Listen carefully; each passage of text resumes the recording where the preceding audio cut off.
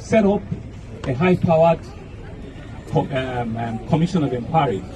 It's a strong professional investigative panel that are consisting of everybody from outside of government. Everybody from outside of government, and I'll roll out the names of the members. It's a 5-member with 1 secretary that's also external, and they've been given a clear terms of reference. Right, later today, I will be meeting with some of them, and we'll identify where they're going to work from, and we're going to give them a 30-day assignment for them to wrap up and tell us, indeed, professionally, what had gone wrong here, and who are the culprits, and what do we need to do. So if you permit me, I will roll out the names of members of that panel of inquiry.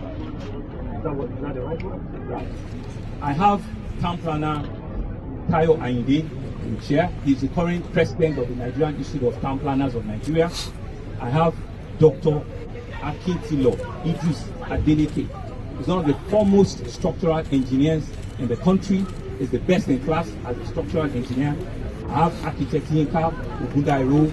He's a partner with one of the leading architectural firms in the country. They have done several developments like this.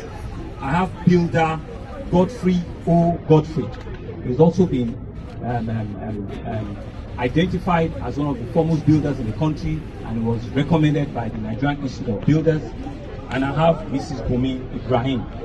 She's a lawyer, and she's also a property player who understands and knows from a legal perspective what should be the remit, of government and also a developer of this magnitude. To be the secretary of this panel is a gentleman called Mr. Ekundayo Onojobi, who is also a lawyer and works with a private law firm.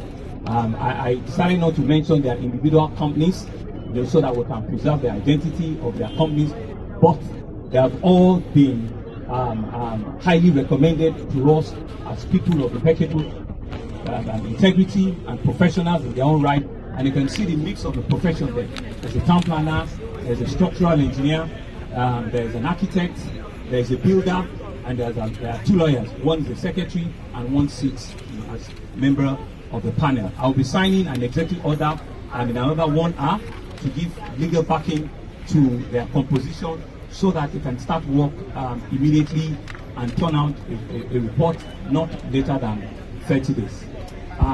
So that's for that. The other thing that we have, that we've also set up here, is we've set up, a very strong, empathy-driven medical base. Unfortunately, what we've seen in the last 48 hours is that we do not have the manifest of everybody that was on site, which is what's called now, which is against the law. On a daily basis, you are meant to have a manifest of everybody that's working in the construction. So there is no manifest, right?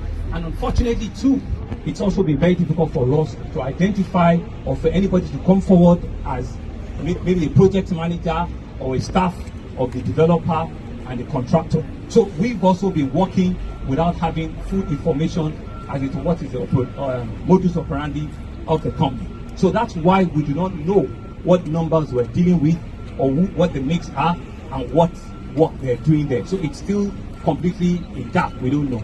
But what we do know as we speak now is that we've been able to rescue 9 individuals, right?